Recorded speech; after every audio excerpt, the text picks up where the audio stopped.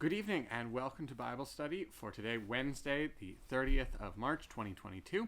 I am the Reverend James Mario, minister here at the Wells River Congregational Church, and so it is my privilege and pleasure to extend to each and every one of you the greeting that says, whoever you are and wherever you are in life's journey, you are welcome here. You are welcome as a part of our community. You are welcome as a part of our group of fellows, all seeking to learn and discern, always with much to learn, but each and every one of us also with something to teach, something to share, something to give, and something to participate in to our fullest sharing of our many spiritual gifts.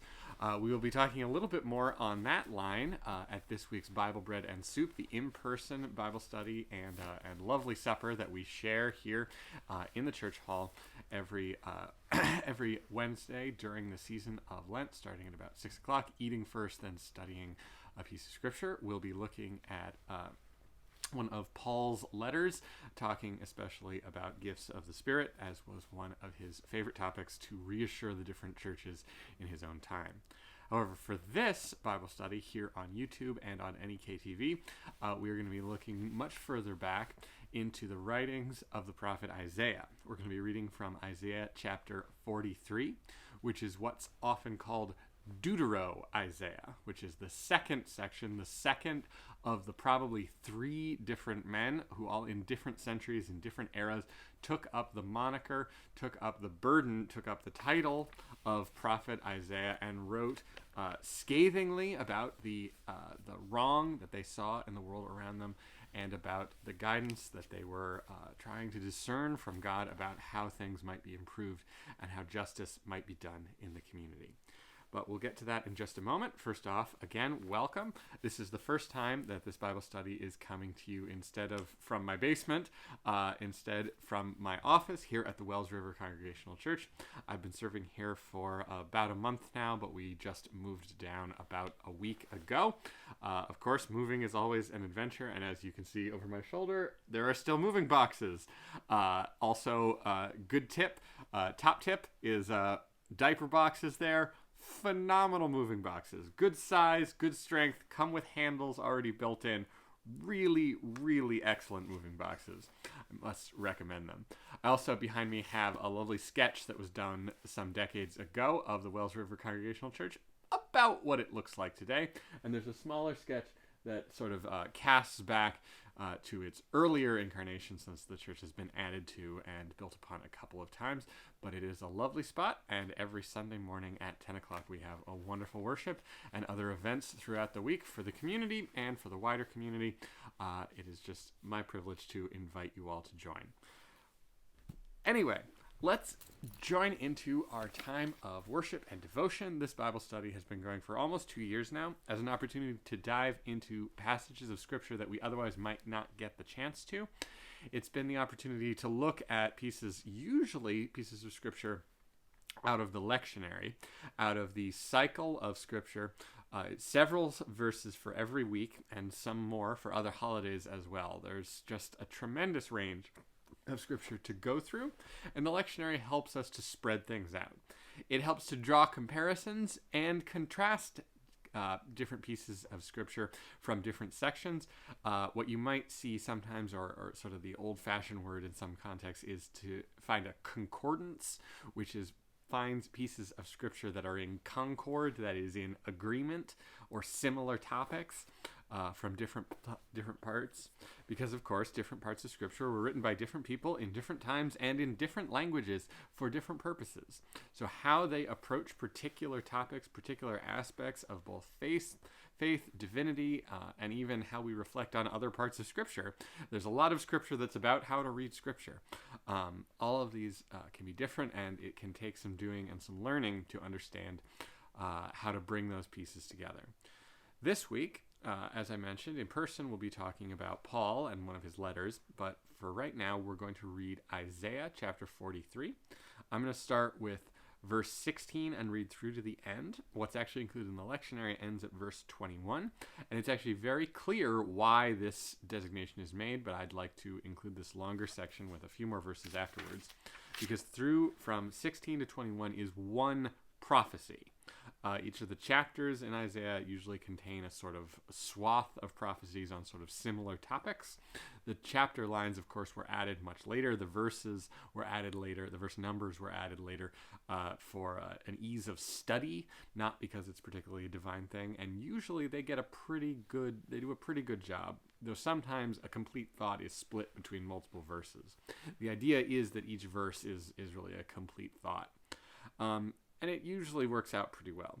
In this section, we're in very much the poetry of Isaiah in Isaiah's prophecy, second Isaiah's prophecy, and we have two prophecies here, two stanzas of poetry. And I'll be sure to point out when we transition from one stanza to another, and talking about the two stanzas is really kind of the thrust of what we're going to do today. Isaiah 43, beginning with verse 16. Thus said the Lord, who makes a way in the sea and a path in fierce water, who leads out chariot and horse to destruction, all the fierce foes. They laid down to rise no more, flickering out like a wick were extinguished. Do not recall the first things, and what came before do not consider. I am about to do a new thing. Now it will spring forth, and you shall know it. I will make a way in the desert, paths in the wasteland. The beasts of the field shall honor me, the jackals and the ostriches, for I have put water in the desert, rivers in the wasteland, to give drink to my people, my chosen, the people that I fashioned for me. My acclaim they shall recount. And that's the end of the first of these two prophecies. The second prophecy is, but not me did you invoke, O Jacob, for you are wearied of me, O Israel. You have not brought me sheep for your burnt offerings, and with your sacrifices you have not honored me. I did not burden you with grain offerings, nor weary you with frankincense. You did not buy for me cane with silver, nor sate me with the fat of your sacrifices. But you burdened me with your offenses, wearied me with your crimes. I wipe away your transgressions for my sake, and your offenses I do not recall. Help me recall. Let us join in judgment. You recount it, that you be proven right. Your first father offended, and your spokesman transgressed against me. So I profaned the sanctuary's princes, and gave Jacob to destruction, and Israel to reviling. So there's quite a contrast, if you can hear, between these two prophecies. The second one is both incredibly optimistic and very much a reminder of really what the state and what the balance of justice sort of in the moral universe is right now. Particularly, we have the offering of forgiveness from God, really for any transgression that could come before, without really any particular call for any particular action. It does say that the laws and the statutes that were laid out have been neglected and trampled upon, and they've been neglected especially by those in leadership positions. And then beyond that, it says that those that have things that have been called for, and that the community has gone through very difficult times, certainly in the years preceding the writing of this prophecy. But that the offerings that would have been called for in those times have been very much neglected. You have not brought me sheep for your burnt offerings, and with sacrifices you have not honored me. And then it goes further to say, I did not burden you with grain offerings, nor weary you with frankincense. And you did not buy me cane with silver, nor sate me with the fat of your sacrifices. The one note here is that cane there is a particular type of incense, similar to frankincense and myrrh. And it's one of the types of incense that is called out specifically in the Song of Solomon as being some of the wonderful smells in that great love poem that is presented in the Song of Solomon.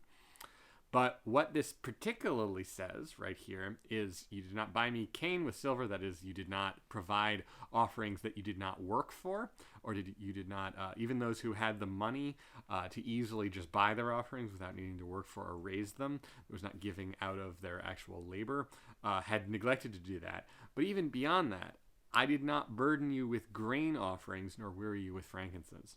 Grain offerings and incense type offerings are the simplest and easiest And actually, in how things are laid out in other passages of scriptures, the cheapest, both sort of in a monetary sense and in sort of a moral sense, the cheapest, the stingiest of all offerings, the easiest to do, and maybe carrying the least weight. So this is, to some extent, an expectation of what comes. This is in support of the sort of presentation that's given most famously in the prophecy of Micah, that says, "What does the Lord require of you but to do justice, love kindness, and walk humbly with your God?" We normally hear that part. What immediately precedes it is a disdain for all the different kinds of offerings. Because, of course, there's a lot of scripture given over to how specifically offerings should be made, and really what offerings rank more highly and lowly, and what is more important and what is less important, and what atones for a big sin and what atones for a little sin. And these clearly these valuations kind of varied as time went along, but they were still significant at the time of when Jesus came along, and when Jesus preached and when he talked about things. And he didn't really denounce these things particularly. He felt offerings were good and should be given out of an abundance, and he used the offerings really to help his audience understand what he was talking about. The famous "his eye is on the sparrow," because sparrows were considered an extremely cheap and low value offering. Sold in the market 2 for a penny, I think is the line. And that, of course, when Jesus overturns the tables of the money changers and disrupts the sacrificial marketplace in the temple, he's not mad about the sacrifice. He's not even necessarily mad about the sort of monetary exchange that could happen, or that there would be some business around having everyone be able to sacrifice correctly. He's angry about the theft, the injustice, the cheating that goes on in that entire structure, and that it is just too far and too corrupt to possibly be saved. So we have a similar kind of expression here, and this second prophecy offers a great and profound forgiveness, even when in very much the way that has happened before, a repetition of the common falling away from God, falling away from the ways of appropriate sacrifice, reconciliation with God, and a return to the closeness of the relationship. The first of the 2 prophecies, and again, this is the one that's included in the lectionary, along with Jesus being anointed at Bethany, and the letter from Paul that we're going to be reading at the in-person Bible study. The first one really has the sort of classic line, and this is one of its sources, that "look to God, for God is doing a completely new thing." There is new prophecy, there is new love, there is a new way. God is still speaking. And that is very much really sort of at the center line of our United Church of Christ faith, and really can be at the center line of really trying to be a Christian for centuries and centuries and centuries and centuries, when, well, we debate it pretty hotly, but whether or not there is more to be said on the matters of faith, the matter of Scripture, the matter of community, or whether the Scripture that we have recorded and codified, all of which is at least 1,700 years old, whether there is any more to add that carries the same weight. Looking for new revelation in the world and then discerning what that revelation is. This prophecy, in an era when it seemed to have been felt like that Scripture had been codified and solidified and was set, is very much of the opinion that there is still more, and there is still new and wonderful things that can happen. Particularly what he's saying is that there will be sort of repetition, but with a twist, of things that have happened before. There's a clear, of course, right at the beginning, calling out of the Exodus, the escape from Egypt, the crossing of the Red Sea or Reed Sea, depending on which translation or how you translate that particular word. Thus said the Lord, who makes a way in the sea and a path in fierce waters, who leads out chariots and horse. And actually, the word in Hebrew is just to lead out, but the implication is, of course, to destruction. So Robert Alter, in the translation that I read, and most translations will include that word just for clarification, though it's not present in the original Hebrew. It's implied very heavily. All the fierce foes they lay down to rise no more, which of course makes it very clear that this was being led out to destruction. They lay down to rise no more, flickering out like a wick, and were extinguished. So we have these two similes right together of how God can deal with the wicked and those who try to foil the plans of God. But then we say, do not recall the first things, and what came before do not consider. Do not be limited in your thinking that God can only do these particular things. But no, God can do much, much more than that. I am about to do a new thing. Now it will spring forth, and you shall know it. This is perfect for Lent. This is perfect for the expectation of Easter. This is not talking about Jesus, not at all. And we'll get to immediately afterwards, we understand specifically why. But it is very much a springtime kind of a thing, where especially as I speak in the midst of mud season down here in Orange County, where, as I understand, also all the way across Vermont, this has been quite a mud season. Fear not, dear friends, this too shall pass, and there will be a new way in the wilderness, and the paths will be smooth once more. In ancient Israel, or this is actually probably from the time of the exile in ancient Babylon, this was not a concern about mud season, though actually you can get really bad during the rainy season in sandy terrain. You can have the sand can turn into almost like a slurry, but it doesn't rain nearly as much there as it does here, so that would be quite a rare event. And you don't have snow melt, which is really the main cause of our mud season. I will make a way in the desert, paths in the wasteland. So this is specifically saying that the path through the Red Sea or the Reed Sea, the path through the water that was made so that the Israelites could cross over, will be repeated, but with a twist, so that the people will be able to return from exile in Babylon through the desert to the promised land of Israel. It will be similar but different. It will be just as remarkable and wonderful and miraculous and spectacular, but it will be different. Repetition, but with a twist. And really, that's quite a pattern throughout all of Scripture. A similar, but with a twist, kind of a step and steps in the relationship between God and human beings, God and all humankind, God and particular humans, God and God's chosen people of Israel, which is what the story of Scripture, especially the Old Testament, really talks about. And then you have something entirely new, something outside of the, very much outside of the parting of the Red Sea. The beasts of the field shall honor me, the jackals and the ostriches, for I have put water in the desert, rivers into the wasteland, to give drink to my people, my chosen, the people that I fashioned for me.